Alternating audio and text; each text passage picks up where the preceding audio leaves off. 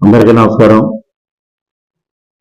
మే 13 అంటే నిన్న జరిగిన ఎన్నికల సందర్భంగా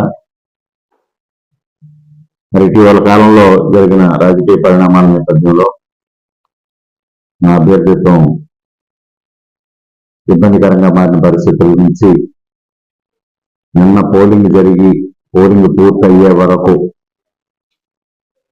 నియోజకవర్గంలోని కార్యకర్తలందరూ పట్టుదలతో నా విజయం కోసం పనిచేయడం జరిగింది. మరి కార్యకర్తలందరూ తానే అభ్యర్థి మాదిరిగా భావించి ప్రజల్లో ప్రచారం చేయడం కానీ, వైసీపీ దౌర్జన్యాన్ని అడ్డుకోవడం కానీ అన్ని విధాలుగా చాలా శ్రమించి నా విజయం కోసం కృషి చేయడం జరిగింది.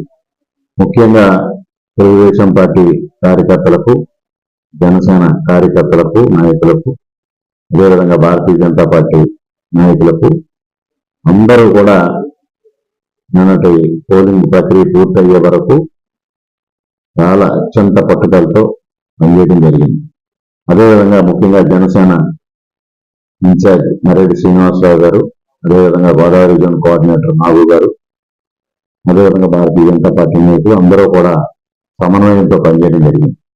అదేవిధంగా ప్రజలు కూడా నన్ను అత్యంత పట్టుదలతో ఏ విధంగా అయినా జగన్మోహన్ రెడ్డిని గద్దెదించాలి అనే ఒక లక్ష్యంతో దాదాపు 4-5 గంటల పాటు వేచి ఉండి కూడా ఎండవేడి ఉన్నప్పటికీ వేచి ఉండి ఓటు హక్కు వినియోగించుకోవడం జరిగింది. మరి నిన్నటి పోలింగ్ సార్లు పరిశీలిస్తూ ఉంటే తప్పనిసరిగా అంతటి నియోజకవర్గంలో 20,000 ఓట్ల మెజారిటీతో నేను విజయం సాధించడం ఖాయం అనేది అవగతమవుతా ఉంది. అదేవిధంగా రాష్ట్రంలో కూడా కనీసం 140 స్థానాలతో ఎన్డీఏ కూటమి చంద్రబాబు నాయుడు గారి నాయకత్వంలో ప్రభుత్వాన్ని ఏర్పాటు చేయడం ఖాయం. అదేవిధంగా దేశంలో నరేంద్ర మోడీ గారు ఖాయంగా అర్థమవుతాం.